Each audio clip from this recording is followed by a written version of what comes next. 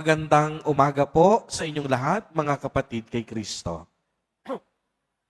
Sa lahat po ng ating mga taga-subaybay sa iba't ibang online platforms at sa lahat ng ating mga kadiboto sa iba't ibang panig ng Pilipinas at maging sa buong mundo kung saan tayo ay naaabot ngayon ng ating live streaming.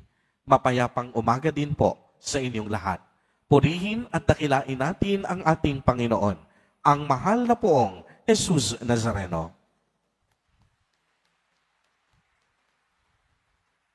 Mga kapatid kay Kristo at mga kadiboto, malugod po namin kayong tinatanggap sa Basilica Minor at Pambansang Dambana ni Jesus Nazareno.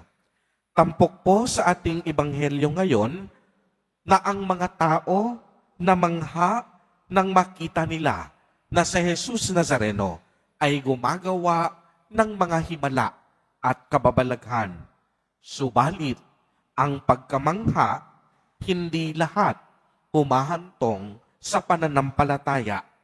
Sa ating ebanghelyo sa araw na ito, sa halip na makita ng mga tao, lalong-lalo na ng mga eskriba, ang kapangyarihan ng Diyos na mapagligtas, nakita nila kay Jesus ang kapangyarihan ni Beelzebul, ang prinsipe ng mga demonyo.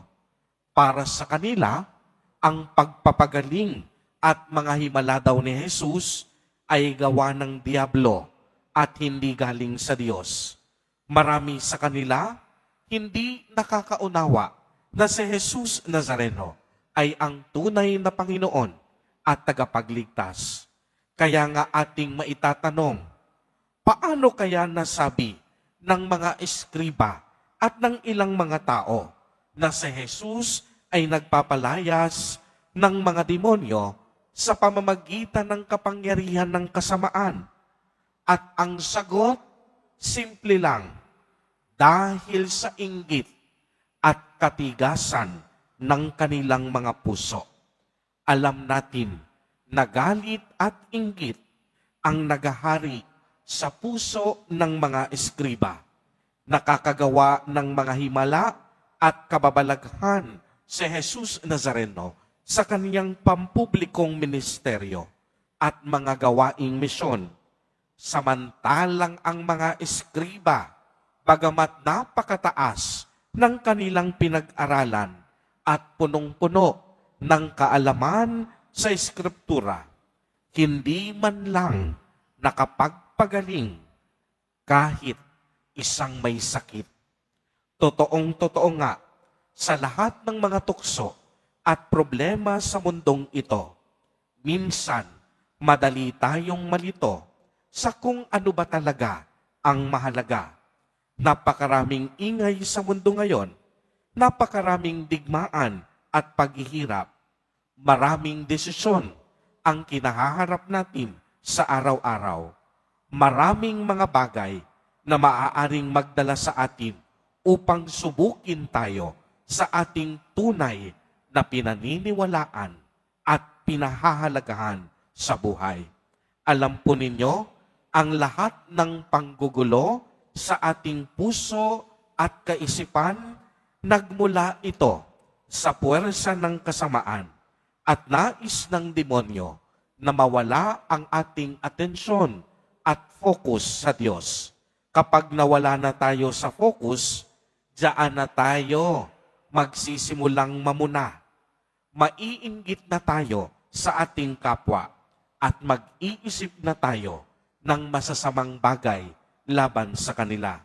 Diyan, nagsisimula na rin tayong maging mapanghusga gaya ng mga eskriba sa ating ebanghelyo.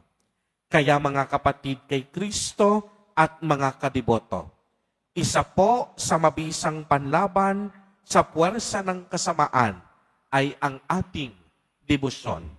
Ang ating palagiang pagdarasal, pagnunubina at debosyon sa banal na Eucharistia. Ang debosyon natin kay Jesus Nazareno at ang debosyon natin sa Rosaryo. Sa pamamagitan nito, mas lalong lumalalim ang ating pananampalataya at pakikipag-ugnayan sa Diyos. Sa pamamagitan ng ating mga debosyon, tinuturuan nito tayong kumapit at umasa hindi sa puwersa ng kasamaan, kung hindi sa ating Diyos. Sa pamamagitan ng debosyon, pinalalakas at pinatitibay tayo sa ating pananampalataya. Sa pamamagitan ng debosyon, mas higit nating nakikilala at nauunawaan kung ano nga ba ang tunay na mahalaga sa ating buhay. At higit sa lahat, sa pamamagitan ng debosyon, nakikilala natin si Jesus Nazareno bilang ating Panginoon at tunay na tagapagligtas. Amen. Purihin at dakilain natin ang ating Panginoon, ang mahal na poong Jesus Nazareno.